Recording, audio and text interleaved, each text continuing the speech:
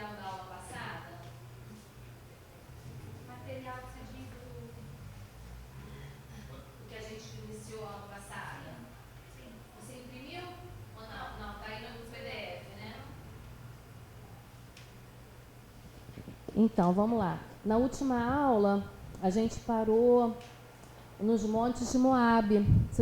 Lembra que eu comentei que Deus fez com que Moisés subisse no monte e contemplasse a terra prometida, né? Encheu, deixou ele com a boca cheia d'água, mas ele não entrou na terra. Esse era o monte de Moabe. Toda vez que eu começo a dar aula em algum seminário, eu sempre pergunto para os alunos, né? Por que eles estão fazendo um seminário de teologia? Qual o motivo? E hoje não tem ninguém aqui, só tem você, mas eu queria saber de você. Qual o motivo de você estar fazendo um seminário?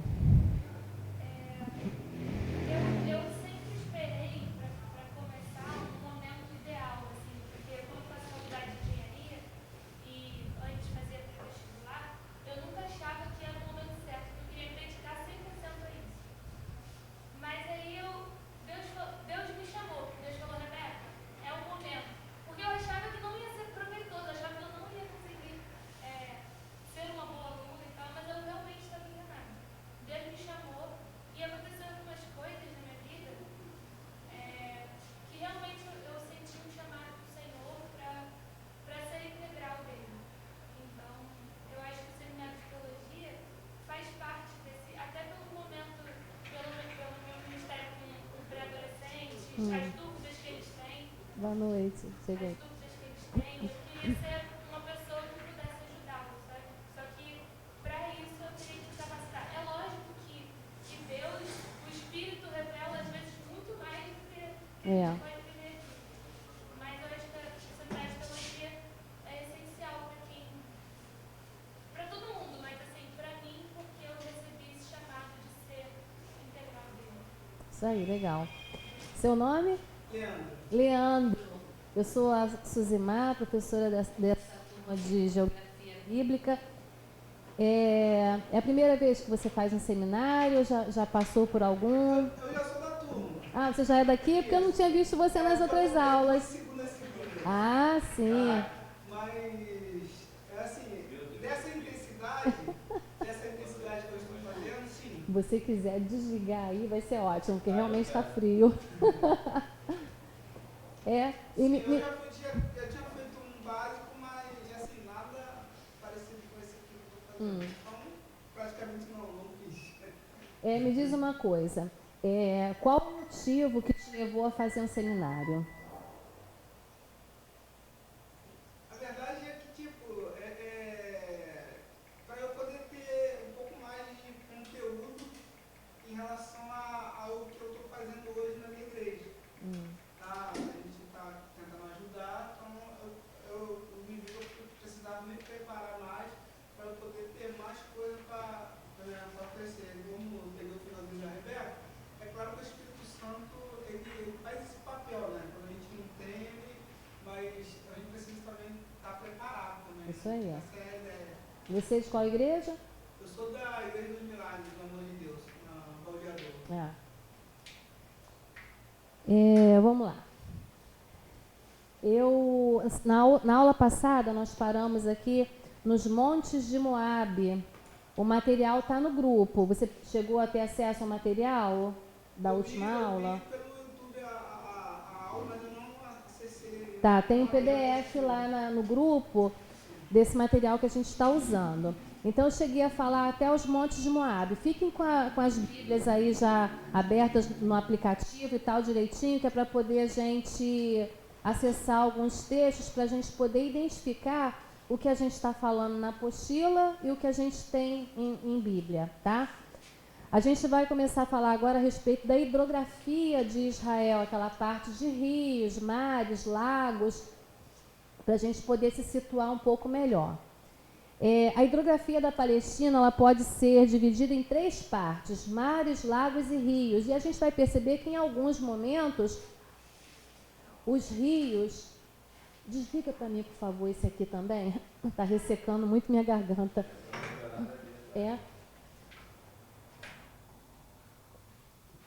Obrigada. O ar fica muito seco, aí daqui a pouco você não está conseguindo falar.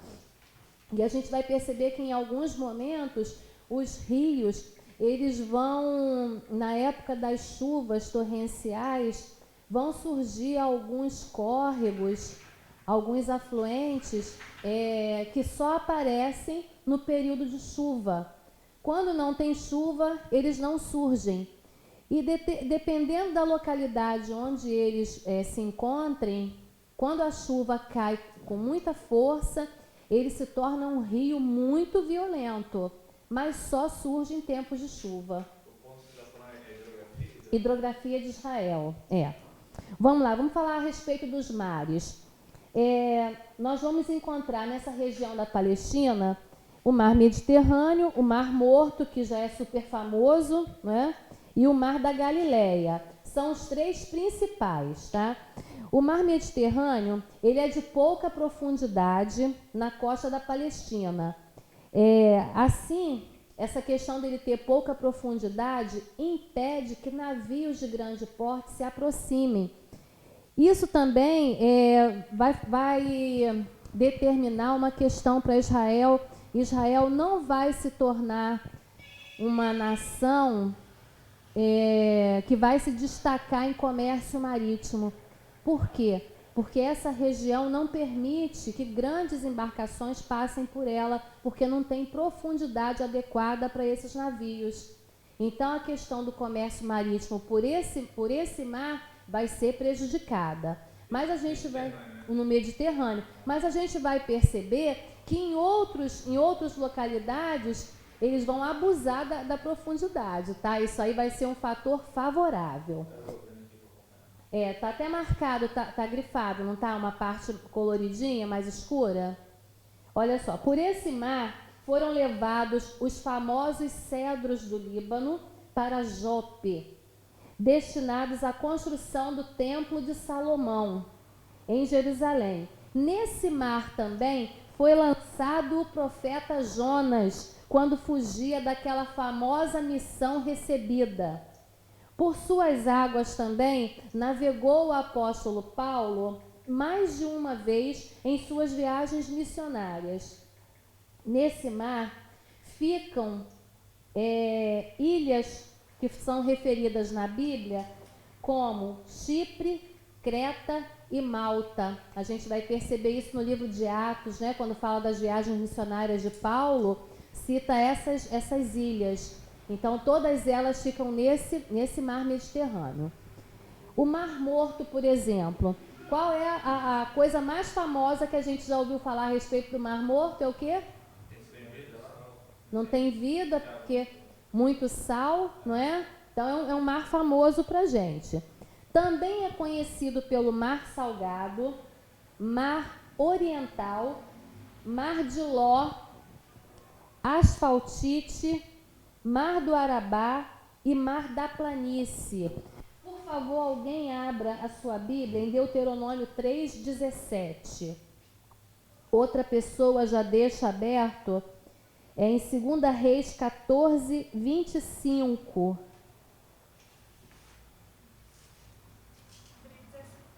14:25.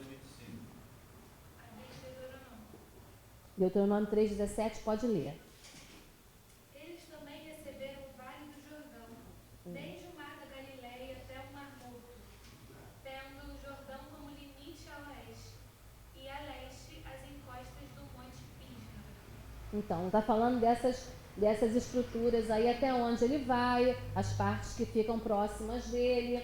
E 2 Reis 14, 25, quem encontrou?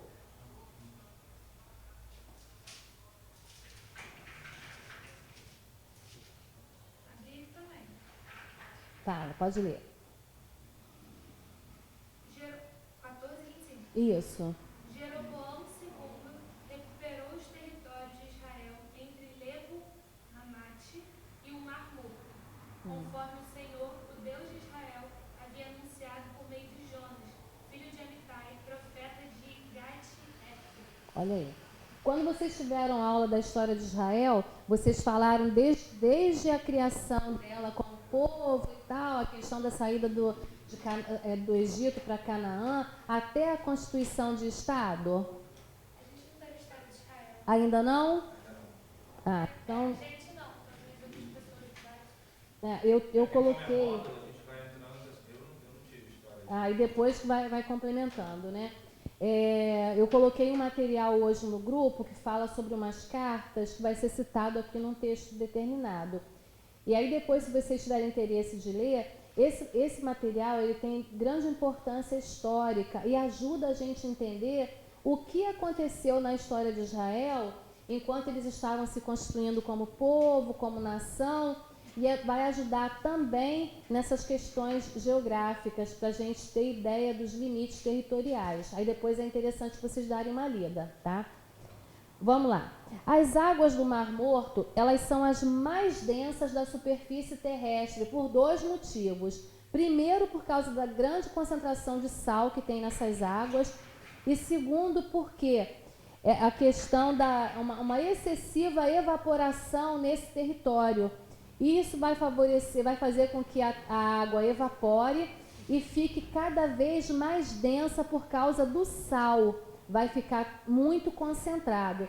É claro que nessas regiões do Mar Morto próximas vai ter uma grande quantidade de salinas. As pessoas vão se dedicar a esse tipo de extração de sal, porque isso vai acabar gerando renda para elas também. O fato bíblico mais importante relacionado com esse mar é justamente o quê? A destruição de quais cidades? Sodoma e Gomorra, não é? Que a gente, quando lê o texto bíblico, vê que a esposa de Ló olhou para trás e aconteceu o que com ela? Virou uma estátua de sal. Alguns estudiosos não bíblicos, né? Arqueólogos, historiadores, tentam usar alguns artifícios, alguns comentários, negando a existência de Deus, como vocês vão ver mais futuramente. E eles vão dizer o seguinte, que o fato dessa mulher de Ló ter sido transformada numa estátua de sal não se dá exatamente a um castigo divino, mas se dá porque essa região era muito próxima do Mar Morto e a questão da salinidade da água, que é muito concentrada, fez com que essa mulher se transformasse numa estátua coberta de sal. E aí eles vão usar uma série de justificativas para determinar que não foi Deus que fez isso com ela, mas sim a ação intensa da evaporação e do sal dessa região que cobriu essa mulher. Aí a questão se eu estivesse lá eu perguntaria, né? E o que foi que fez essa mulher ficar paralisada esperando essa ação intensa do sal sobre ela a ponto dela ficar ali, olha... E os outros que estavam com ela, por que não viraram? Por que ninguém ficou? Só ela. E ficou no meio do caminho, não é? E aí, depois de um tempo, foram procurar ela, talvez. Pode ser. Tem essas explicações. Na última aula, não faz diferença. Na última aula, você fez uma pergunta, você falou assim, uma coisa que eu não consigo entender, por que Ismael e Isaac, não é? Por que eles vieram do mesmo pai, não é? E por que ao longo do tempo eles se transformaram nesses maiores inimigos, tão diferentes um do outro, né? Deram origem a povos tão diferentes, com crenças tão diferentes. E aí eu cheguei em casa e fui pesquisar aquilo. E tem um texto bíblico que fala... eu não anotei, hein? Mas esse Carlão, meu secretário, consulta aí, Carlão. Consulta aí. Tem um texto bíblico que fala sobre a morte de Abraão. E diz que na morte dele, eles dois se encontraram. Quando Abraão estava... Não é isso? Quando Abraão estava para ser sepultado, final, eles dois se encontram e se encontram em paz. É como se fosse uma trégua, porque eles já são adultos, né? E eles se encontram nesse momento da despedida do pai. E os dois se encontram em paz. E Deus lança uma palavra, tem uma profecia que o Senhor diz que Ismael vai viver para afrontar. Ismael vai viver e vai gerar uma nação para afrontar para sempre a geração de Isaac. E aí eu fiquei pensando, eu nunca tinha prestado atenção nisso. E aí eu me lembrei do que você falou. Eu comecei a pesquisar, comecei a procurar, só que eu não trouxe anotado, mas o secretário vai achar. O secretário vai achar. Então já havia uma determinação de Deus, coisas que a gente não consegue entender. Olha aí. Ismael, seus filhos, estavam na cova de Macpela, Hum. no campo de Efrão, filho de Zoar, do Eteu, que estava em frente de Mamré. Era um campo que Abraão comprara. Não sei se vai falar mais para frente, mas fala Israel e Isaac o sepultaram. Tem um texto bíblico que fala sobre isso, que eles se encontraram em paz, e fala da profecia que Deus lança sobre ele, que um vai viver para afrontar o outro. Eu só não trouxe anotado, mas eu li isso e achei muito interessante. Falei, gente, já havia uma determinação de que ia ser assim. A gente não entende os porquês, né? A sensação que eu tenho, sempre que eu leio, é que Deus abençoou Agar e abençoou Ismael, porque ele realmente eram os planos dele. Não é que, tipo assim, pra mim parece Saiu do estranho, controle. porque parece que ele abençoa pra depois a gente vencer sobre eles. É uma parada muito estranha, assim. Mas a sensação que eu tenho é que Deus abençoa porque era que ele queria que a gente vivesse, ou porque ele era ali de Abraão. É uma parada muito doida, assim. É meio sinistro mesmo. Tem gente que não entende essas coisas. Vamos lá. Outro mar é o Mar da Galileia. Também é conhecido pelos nomes de Mar de Quinerete. Quem encontrar Números 34:11 pode abrir e ler, por favor. Mar de Tiberíades, João 21:1. E Lago de Genezaré, Lucas 5:1. Quem achar pode mandar brasa.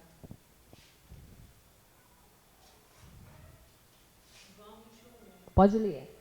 Depois disso, manifestou-se Jesus outra vez aos discípulos, junto ao mar de Tiberíades, e manifestou-se assim. Olha aí. Quem encontrou o outro? Números 34:11. Ah. E descerá até Ribla, do lado leste de Aim. De lá descerá, beirando o lado leste do mar da Galileia. Olha aí. E Lucas, quem vai ler? Lucas 5:1.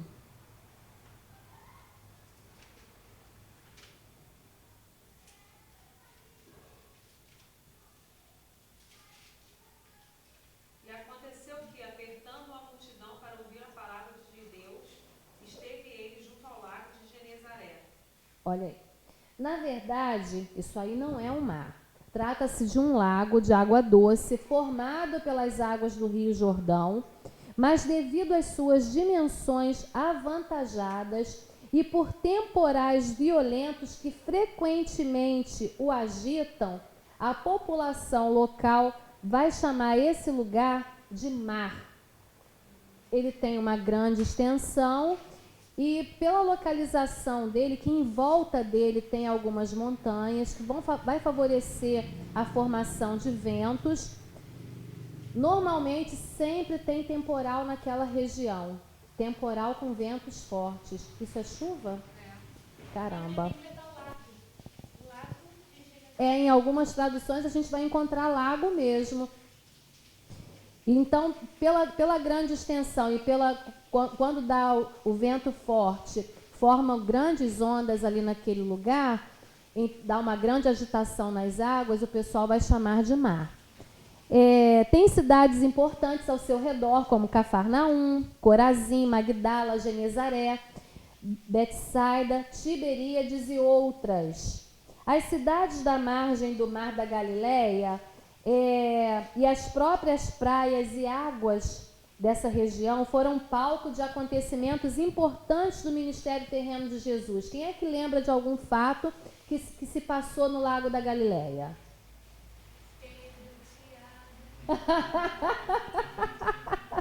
Tá vendo? Isso que dá. Não é? Ah lá, isso que dá, tá vendo? Aí trabalha com criança, né? Não esquece mais, não tem como. Vamos lá. Jesus opera milagres ali, acalma a tempestade, anda sobre o mar, alimenta milhares de pessoas quando multiplica os pães. Por ali também ele fala sobre o grande sermão da montanha. Aparece para os discípulos após a sua ressurreição. Tudo isso vai se dar nessa região aí. Então, a gente vai perceber mais adiante um pouquinho que essa terra da Palestina, ela tem uma importância para os judeus que não é a mesma importância que tem para o povo ocidental. Para nós, a importância dessa região é uma. Para eles é completamente diferente. A gente vai dar uma olhada mais adiante e vai entender o olhar desse povo. Olha só. Como é que são os lagos aqui nessa região da Palestina? Só tem um único lago, que é o lago de Merom, formado também pelas águas do Jordão. O Mar da Galileia, embora tenha esse nome, ele não é um mar. Não é um mar, é um lago, mas é chamado de mar pela extensão dele. Olha só o que vai acontecer. Também é formado pelas águas do Rio Jordão, porque o Rio Jordão é o principal rio dessa região toda.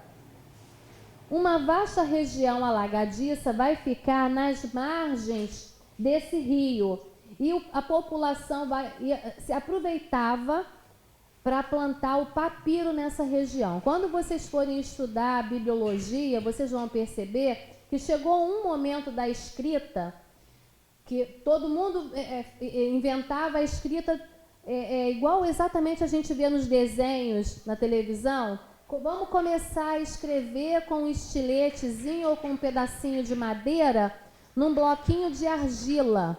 Começa assim. E pega esses bloquinhos de argila e coloca no forno para aquecer. E ele vai cozinhar, vai assar no forno e vai se tornar um tablete duro. E a gente tem que rezar para aquele negócio não cair no chão e não quebrar, porque aquilo ali é um documento. Mais tarde, pela necessidade de comércio, eles vão desenvolvendo formas de escrita que possam ser duráveis, que possam ficar guardadas com menos cuidado.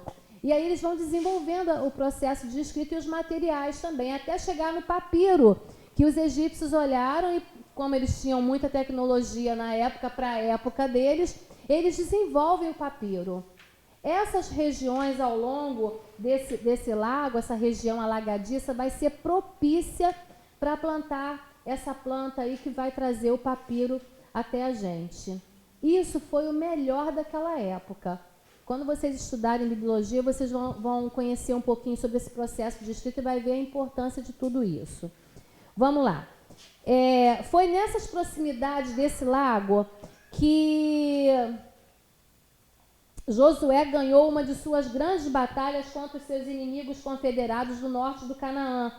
Hoje o lago já não existe mais porque a engenharia israelense drenou esse lago.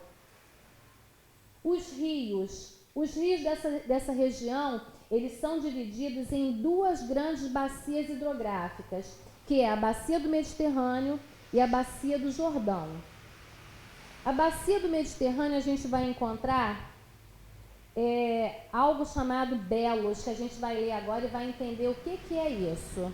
Depois a gente vai encontrar Vadi também, a gente precisa ler para a gente entender. Abre aí Josué 19, 26 para vocês entenderem. Josué 19, 26, quem achar pode ler. Alameleque, Amade e Mizal, estende-se para o ocidente até Carmel. Josué 19, 26? Ele falou o quê? Seor Libinat? Falou isso? Lê de novo, por favor. Alameleque, Amade e Mizal. Estende-se para o oriente até Carmel e Seor Libinat. Isso aí. Segundo se crê, essa região Belos aqui, trata-se de Seor Libinat, que é referido em Josué 19, 26, que você acabou de ler aqui. Olha o que ele vai dizer. Kizom, ou Kishon, é o maior rio da bacia do Mediterrâneo e é o segundo da Palestina. Foi junto desse rio que Baraque derrotou Sísera, sendo os cadáveres dos seus soldados arrastados pela corrente do mesmo. Juízes 5:21. Quem achar, manda ver. E Elias também matou os profetas de Baal depois do célebre desafio do Monte Carmelo. 1 Reis 18:40. Já deixa na agulha aí. O ribeiro de Quizon os arrastou aquele antigo ribeiro. O ribeiro de Quizon de novo. Olha aí. Ó minha alma, calcaste aos pés a força. Esse é o ribeiro de Quizon, que é o maior rio da bacia. É porque tem uma entonação aqui. O ribeiro de Quizon os arrastou. Aquele antigo ribeiro, o ribeiro de Quizon. Olha aí. Não seja assim. Aquele, até parece que a gente conhece aquele, lembra? E 1 Reis 18:40 diz o quê?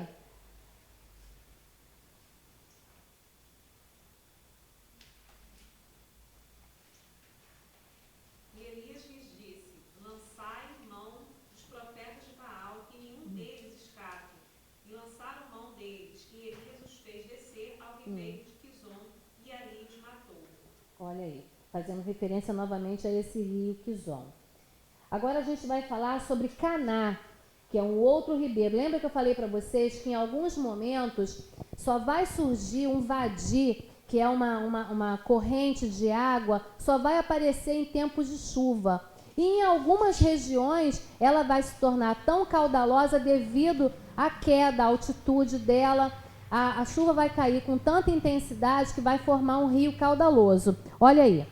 Outro vadi ou torrente dos meses de chuvas que nasce perto de Siquém é mencionado em Josué 16, versículo 8. Josué 17:9. Ele vai servir de limite entre as terras de Manassés e Efraim. Quem achar aí, manda ver. Josué 16:8 e 17:9. De Tapua, a divisa se estendia para o Jordão. Não, 16?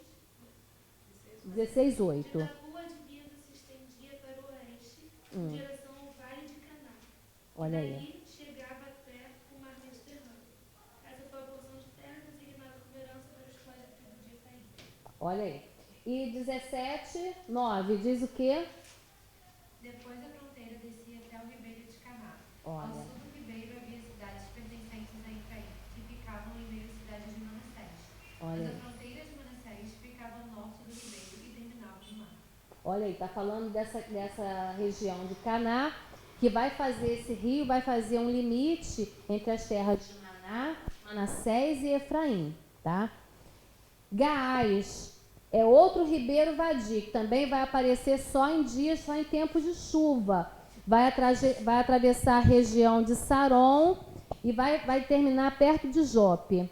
O seu nome provavelmente se deve a um monte não identificado, perto do qual foi sepultado Josué.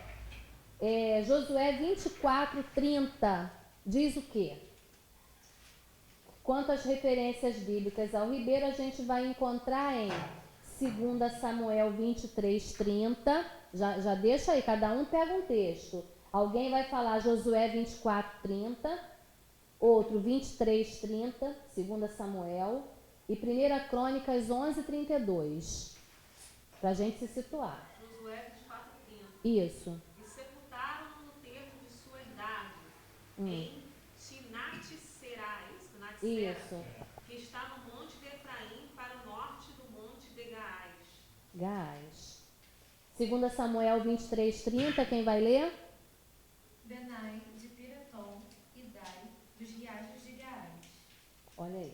1 Crônicas 11:32. Urai, Dinal, Gaás, Abi, Abon, de Arbate. Isso aí tudo, gente, é para vocês poderem guardar esses nomes, para quando vocês tiverem os filhinhos de vocês, Ela tomou até um susto, guardar esses nomes. Já pode escolher, tem nome aqui, ó. Botar o nome de Gaás. Não é um nome diferente, ó. Beleza, a criança vai ficar toda boba quando crescer, vai querer, ó, te enforcar. Meu nome é bíblico. Aí, qual o seu nome mesmo? Sorek. Hã? Sorek. De onde tirou isso? É bíblico. Vamos lá. Sorek nasce das montanhas de Judá. Olha aí, também é um vadi. É uma daquelas situações que só surgem em dias de chuva, tá?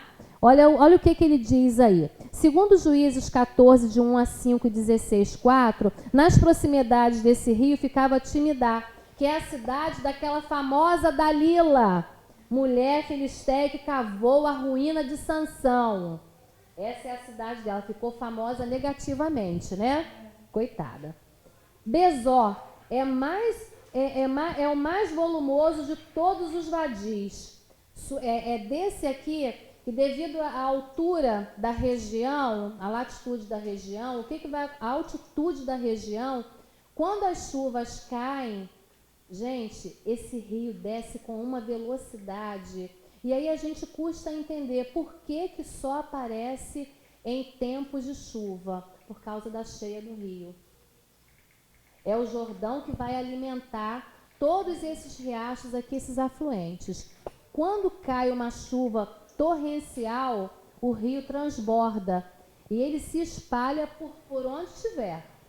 Vai surgir nesse momento o chamado vadi, que são esses rios que surgem só em dias de chuva. Dependendo da altitude da região, ele vai cair com maior vigor. Se a região for um pouco mais baixa, ele vai correr tranquilamente. Se a região for mais alta, ele vai descer pelas pedras arrastando tudo que tiver no caminho. Quem aqui já viu a famosa cabeça d'água? Que a gente chama de tromba d'água, né? Em algumas regiões, você está numa região de cachoeira, de rio, de repente, do nada, desce um aguaceiro e as terras que estão ao redor, se a região do rio é somente isso aqui, é só esse limite, quando tem a cheia, a tromba d'água, aquilo ali dobra para um lado e para o outro. Se tiver caminho, ele vai abrindo, minha filha, vai fazendo outro rio, que só vai aparecer naquele dia da tromba d'água. Quando a água começa a diminuir o volume, ele vai minguando e volta ao leito natural, normal.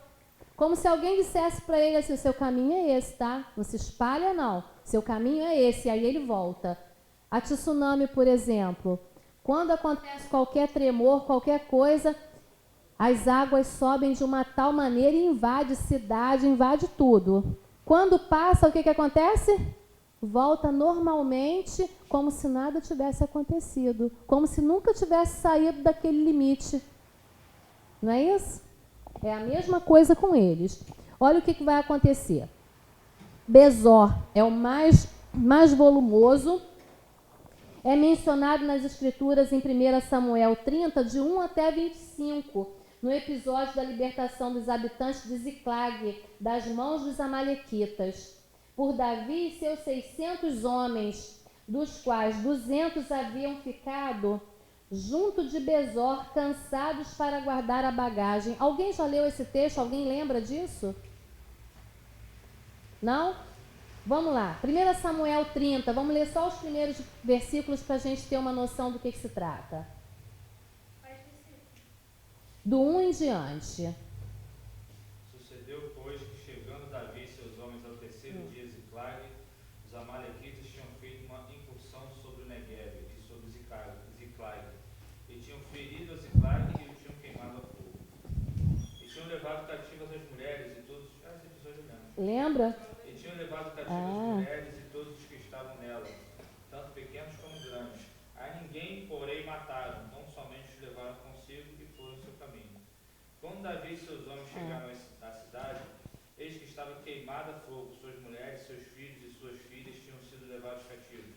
Então Davi e o povo que se achavam com ele alcançaram a sua voz e choraram, até que não houvesse neles mais força para chorar. Também as duas mulheres de Davi foram levadas cativas, Ainoã, a Gisraelita e Abigail, que fora mulher de Nabal, o Carmelita.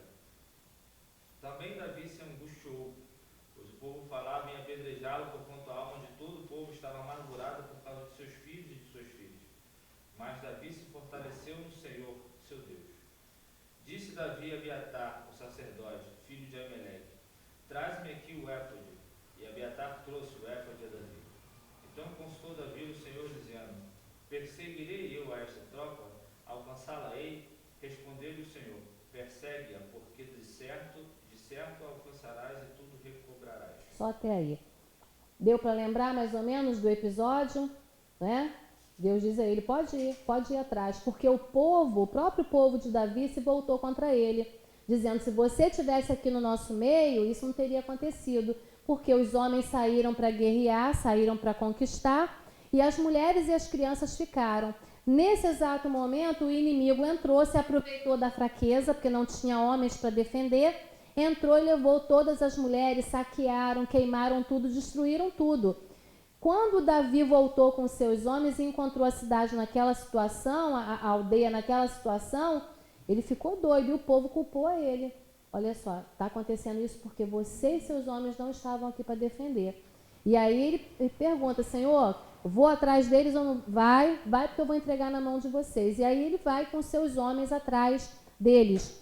É nessa situação aqui que a gente está lendo a respeito desse rio. Vamos falar um pouquinho a respeito da bacia do Rio Jordão? Mais uma vez, é o principal rio dessa região da Palestina, tá? Muitas cidades vão depender desse rio. Divide o país em duas partes. De um lado fica Canaã e do outro lado a Transjordânia, que a gente vai ver depois que ela tem uma importância comercial muito grande. Olha aí, Canaã propriamente dito e Transjordânia. O nome desse rio significa declive ou aquele que desce. O Jordão se origina da confluência de 4 pequenos rios que são Barerit, Rasbani, Ledá e Banias. Tudo isso está aqui no texto. A gente costuma dividir o Rio Jordão em 3 partes. O primeiro trecho é a região das nascentes, que fica na parte alta. O segundo trecho é o Jordão superior. E o terceiro trecho é o Jordão inferior. Essa parte do Jordão superior, que é a segunda parte, é onde as águas são mais volumosas, tá? São mais impetuosas. E provocam um enorme trabalho de erosão em toda a terra que está ao redor dele. Difícil de conter. Menina, que vontade de conhecer! Que vontade, gente! Eu tenho um amigo que foi lá. E aí ele falou assim, a gente tem uma ideia, porque a gente está falando de uma região desértica, não é? Uma região árida, onde tudo é muito difícil. Mas é porque quando a gente vai olhando o texto bíblico, eu pelo menos, eu me imagino ali, eu imagino a cena, né? O cenário, o local. E ele ainda falou assim, Suzy, quando eu cheguei lá, eu fiquei abismado, porque era diferente. Deve estar super turistificado também, né? Porque é perto das minas de Petra. Que é uma das 7 maravilhas do mundo. Ai, deve ser maravilhoso aquilo lá, não é? Eu nunca fui também não, mas quero ir. Não é? É lindo. Quer dizer, e aí ele disse que ele passava assim na van, ele falou, eu fiquei impressionado, a agricultura lá é super desenvolvida. Diz que você passa em regiões que tem assim mangueiras, uma do lado da outra carregadas, e eles trabalham só com exportação. O que eles produzem ali é para exportar. Então tem que ser tudo de primeira. E ele falou, eu fiquei impressionado como que uma região desértica daquela produz daquela maneira. Mas exatamente porque é desértica, eles tiveram que se desenvolver assim. Tiveram A que... irrigação, essas engenharias, cara, eles são desde o início, desde muito tempo atrás, eles precisam fazer aquilo. E precisam. A gente não precisa disso porque a gente tem água dessa aqui. Na verdade, Então a gente o Nordeste nós copia muitas coisas. Questão de tratamento e reuso de água. Eu estou pesquisando sobre isso. E o Nordeste copia muita coisa de Israel, faz essa coisa, como eles não têm água lá. Então, Olha aí. E no Nordeste também tem esse fenômeno dos rios que só surgem no período de chuva, né? Os próprios lençóis maranhenses são assim. Isso. Janeiro, fevereiro secam, só que vira o deserto. E aí, a partir de... Que também é lindo, também é lindo, né? tem algumas tecnologias que são feitas até em conjunto aqui no Brasil e em Israel, sobre tratamento e reuso de água. Olha aí. Eles se desenvolveram de uma tal maneira que hoje em dia esse olhar que a gente tem sobre o texto é ultrapassado, porque hoje a situação é completamente diferente. A gente vê que eles estão muito, muito, muito desenvolvidos, muito, muito, muito além de nós. Nós é que precisamos aprender com eles, mas justamente por causa dessa necessidade de conquistar, de sobreviver, de se autoafirmar, né, de dizer para as nações ao redor, quando a gente estuda a história de Israel, que a gente vê tudo que o povo passou. Gente, é bonito demais. É triste, mas é bonito. Houve um período de perseguição, eu não vou entrar nisso porque senão eu vou sair da matéria. Teve um período de perseguição que os judeus se espalharam pelo mundo. E em todos os países que eles chegavam, eles eram perseguidos e mortos. E a gente não está falando da época de nazismo, não, tá? Vocês vão estudar isso, vocês vão ver. Havia uma perseguição em massa, onde eles eram convidados para chegarem no país, para investir na economia do país. Eles chegavam, investiam, levantavam a economia do país e depois eles eram perseguidos e mortos. Expulsos e mortos. Assim, uma coisa que eles só tiveram sossego com relação a isso, a essa perseguição, quando eles conseguiram conquistar o seu próprio território, né, Estado de Israel. Mas até lá foi muito difícil. Eles vivem em guerra até hoje, não é, com as nações próximas, mas a questão da perseguição contra eles acabou. Mas é muito bonito você ler e ver. Depois a gente vai falar aqui sobre a questão de Jerusalém e a gente vai ver a profecia de Amós se cumprindo ali no dia que é decretado o Estado de Israel. É lindo. Você vê nos dias atuais a profecia que foi dita lá, olha, se cumprindo ali diante de você. E a gente acha que isso é coisa só dos antepassados, não é? Que viram as profecias se cumprindo hoje. Lindo, lindo. A gente vai chegar lá. Vamos lá. Até o tempo dos romanos, não havia ponte alguma sobre o Rio Jordão, de modo que a travessia era feita em certos lugares de margens mais rasas e águas menos profundas, que eram chamadas vals. Lembram de Jacó e o famoso val do Jaboque? Que ele, com medo do irmão Esaú, do encontro com o irmão, o que ele faz? Ele atravessa no val de Jaboque, a família dele, os servos, os gados, tudo que ele tinha, ele manda atravessar para o lado de lá. Porque justamente aquela região ali era uma região mais rasa. Em alguns trechos, como eram mais profundos e mais caudalosos, não tinha como atravessar, colocava em risco a vida das pessoas. Então, para fazer a travessia, já que não tinham pontes nesse tempo, procurava-se justamente as regiões mais rasas para poder fazer a travessia seguramente. Olha aí o que vai acontecer. Um desses vales fica de frente de Jericó e o outro perto da desembocadura do rio Jaboque. E o terceiro nas proximidades de Sucote.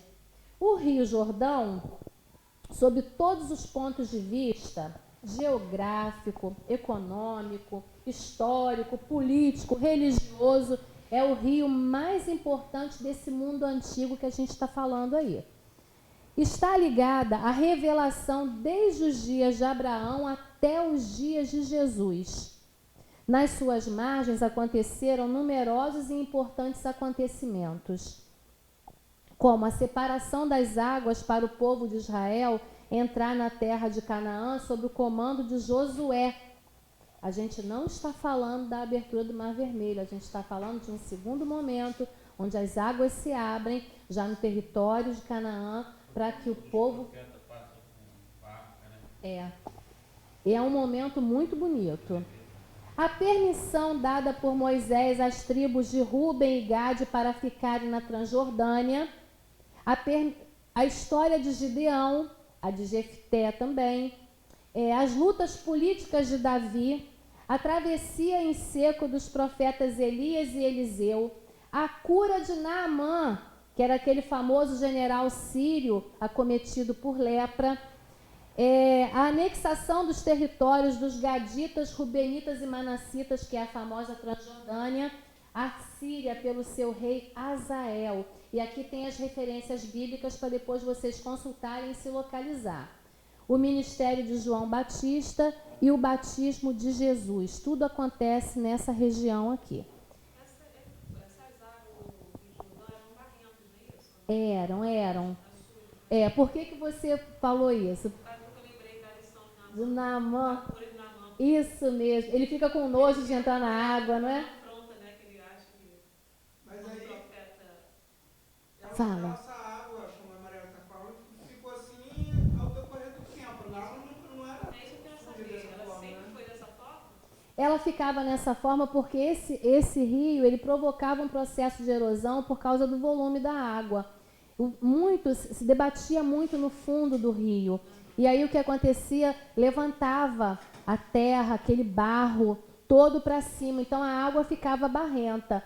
Quando a gente percebe que a água está calma, a areia baixa. Até na praia é assim. Mas quando está batendo muito, a água geralmente fica mais turva, porque tira as impurezas que estão nas pedras e no fundo do rio, na própria terra mesmo do rio. E ele, quando olha para essa água, ele percebe, poxa, mas lá na minha terra tem rios muito melhores do que esse, né? Por que o cara quer que eu mergulhe aqui nessa sujeira, nessa imundície? E não era exatamente isso. A questão ali de Naamã era mais o orgulho dele mesmo. Mesmo assim, essas águas eram importantes ali para toda a região. Para toda a região, era o rio principal dali. Né? Todo mundo sobrevivia daquilo, não só da agricultura, mas para criar os animais.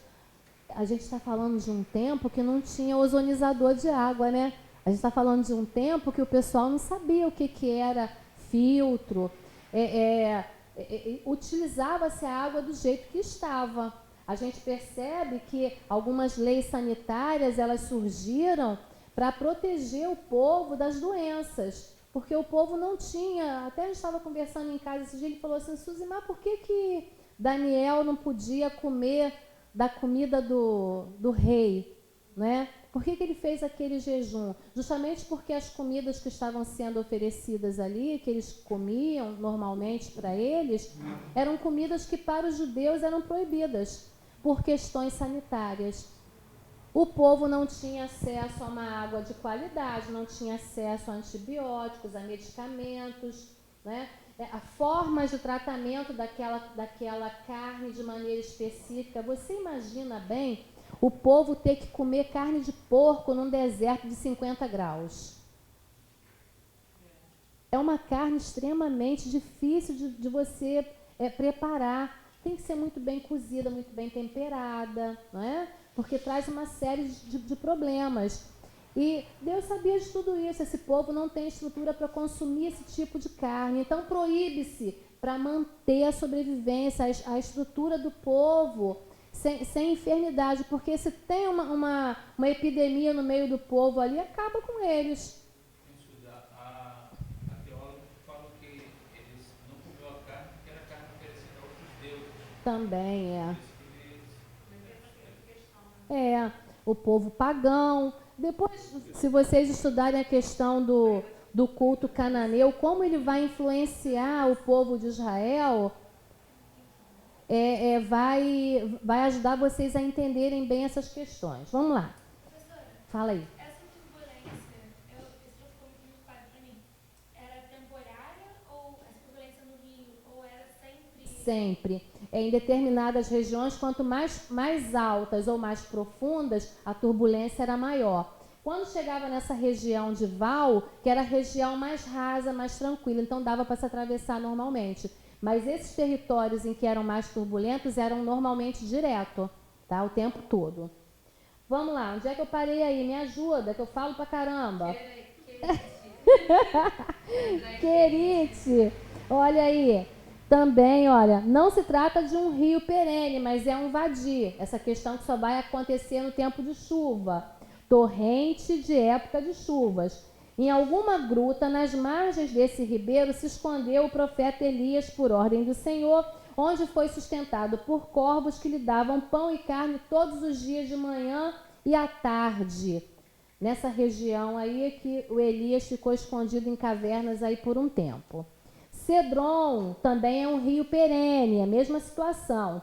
Os principais fatos bíblicos relacionados com o ribeiro de Cedron são a fuga de Davi por causa da revolta de Absalão, seu filho, e a travessia de Jesus para o jardim de Getsêmani na noite da sua agonia. Yarmuk é o principal afluente do Jordão. embora não seja mencionado na Bíblia nenhuma vez. Arnon, vigia a hora aí, hein, povo? Arnon nasce nas montanhas de Moabe. Os profetas Isaías e Jeremias pronunciaram condenações contra Moabe, se referindo a Arnon. O missionário alemão, alguma coisa Klein, em 1868, não é? Alguma coisa Klein, achou a célebre pedra moabita nas ruínas da cidade de Dibon, que fica a quilômetros ao norte de Arnon. Essa pedra contém uma inscrição feita pelo rei moabita Mesa em 850, em hebraico fenício, e confirma a passagem bíblica de 2 Reis. Geralmente essas pedras recebem o nome de estela e traz sempre uma inscrição histórica e geográfica importante para aquela civilização, tá? Algumas foram encontradas e estão em alguns museus egípcios, árabes, para a posteridade. As pessoas podem visitar. Tá? A gente até encontra na internet fotos dessas pedras. Jerusalém, a eterna e indivisível capital de Israel. Qual a origem? Jerusalém significa, em hebraico, habitação de paz. Seu nome é mencionado pela primeira vez nas Escrituras em Josué 10, verso 11. Só que lá em Gênesis 14, 18, a gente vai encontrar uma referência a ela como Salém.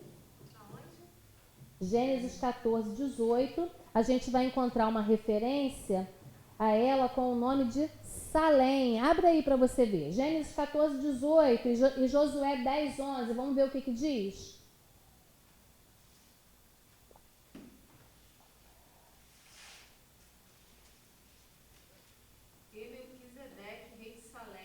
Trouxe pão e vinho, e este era sacerdote do Rei Altíssimo. Olha aí. E Josué diz o quê?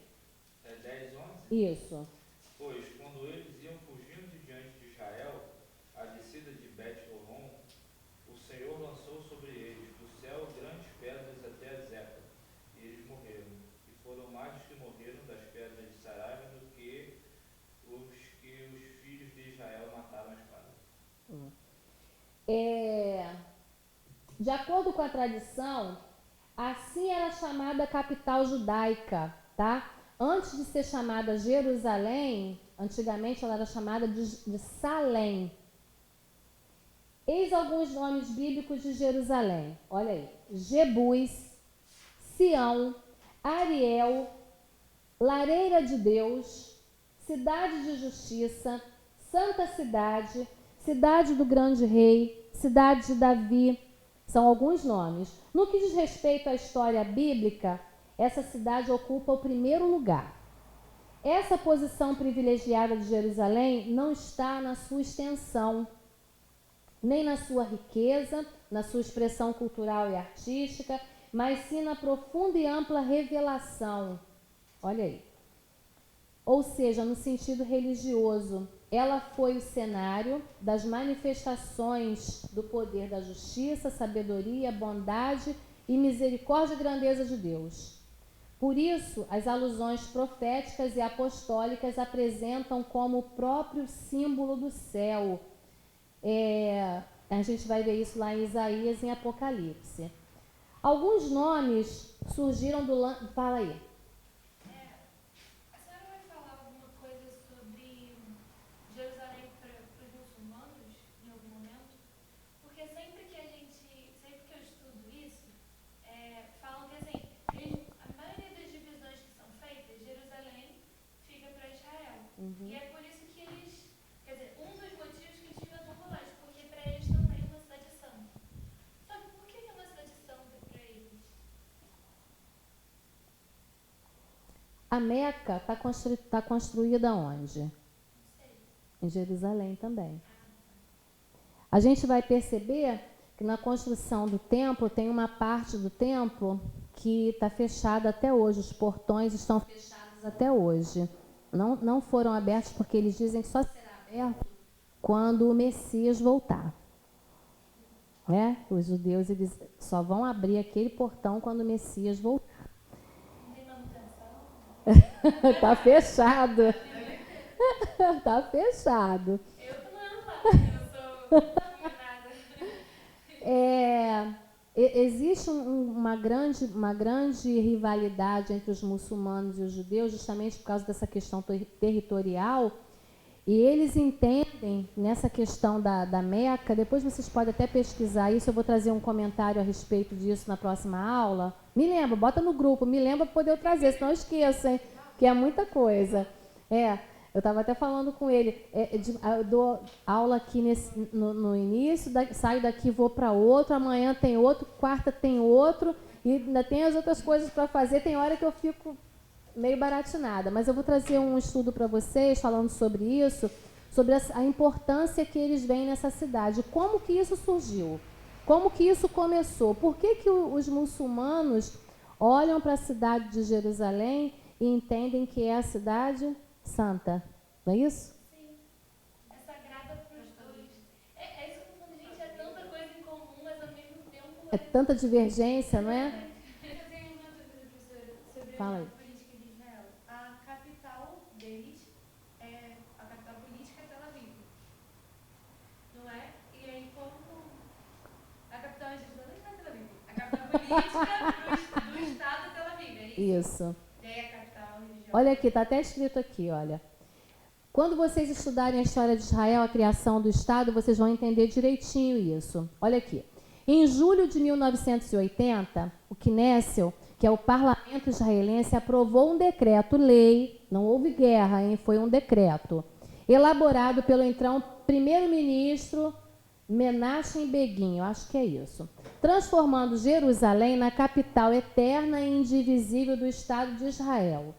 Como era de se esperar, os países árabes protestaram veementemente contra a iniciativa israelense.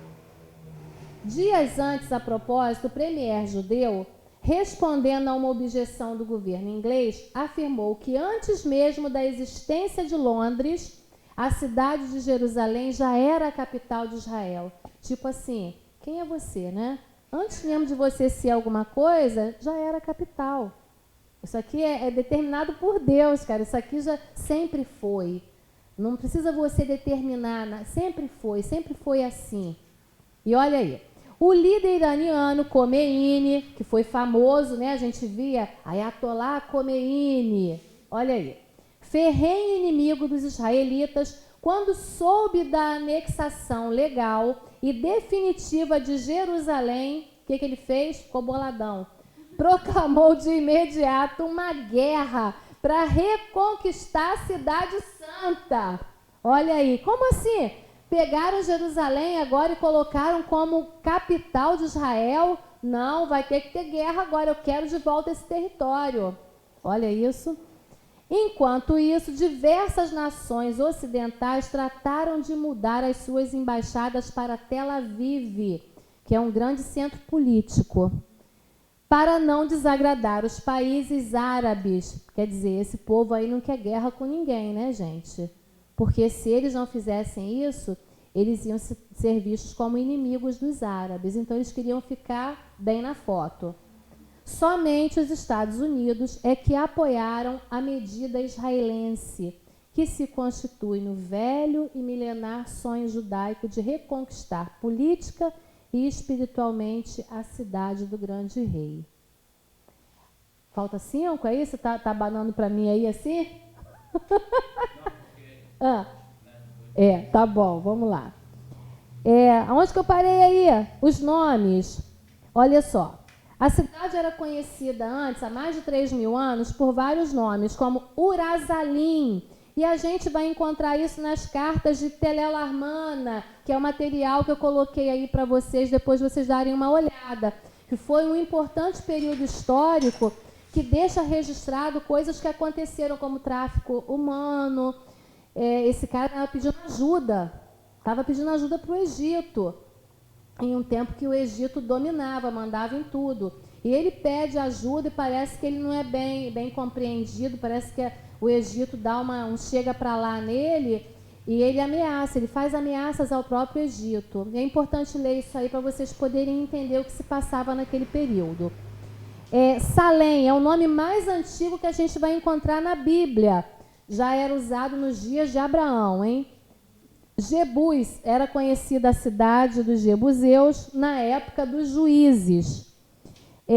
Jerusalém é o nome mais comum que a gente encontra hoje. Sião era o nome de um dos montes da cidade, é a cidade de Davi também. Cidade de Deus ou cidade santa é chamada assim por estar ali o templo nacional, o local de culto centralizado. A cidade de Judá é a capital do reino de Judá. A Aélia Capitolina, já ouviram falar nisso? A Aélia Capitolina? Olha isso, foi o nome dado pelo imperador romano Adriano, que reedificou essa cidade no século II. Era muito comum quando essas cidades sofriam, essa região aqui principalmente, ela sofre com abalos sísmicos. Normalmente acontece pequenos tremores de terra, mas que quando acontece desestabiliza a estrutura das edificações ao redor. É muito comum de você encontrar nessas cidades antigas os prédios com rachaduras, algumas regiões, o prédio todo quebrado. E naquele período desse mundo antigo aqui que a gente está falando, isso acontecia com muita frequência. E como eles não tinham tecnologia, não tinham investimento, o que acontecia? Quando acontecia esse tipo de tremor, destruía a cidade. Então as casas de pessoas mais pobres ficavam destruídas para sempre, porque não tinha dinheiro para reconstruir. Mas os prédios principais da cidade, do governo e casas de pessoas de maior poder aquisitivo, elas eram reformadas. E aí a gente vai perceber que chega um momento que os governantes, eles querem aparecer. Não é de hoje que isso acontece, hein? Eles querem... Está esquentando já? Quer aparecer. Agora é tarde, né? Então, os governantes já queriam aparecer. Então, o que eles faziam? Quando acontecia essa situação de tremor, que a cidade era destruída, alguma parte dela era destruída, o que eles faziam? Eles reconstruíam rapidamente aquela obra e colocavam no pórtico de entrada da cidade, o que a gente vê hoje quando chega em Belford Roxo, por exemplo. Bem-vindo a Belford Roxo, né? Eles colocavam essas coisas na entrada da cidade. Essa cidade é governada por fulano de tal, e aí colocava o nome do governante que fez a obra, porque o cara quer aparecer, né? Ele quer os louros da vitória. E aí, quando a gente chega lá em Apocalipse, a gente vai ver esse tipo de citação de umas pessoas que estão temendo pela própria vida de estar naquela cidade por causa desses tremores. Tinha perseguição da igreja, tinha essas questões climáticas, e aí as pessoas viviam com medo.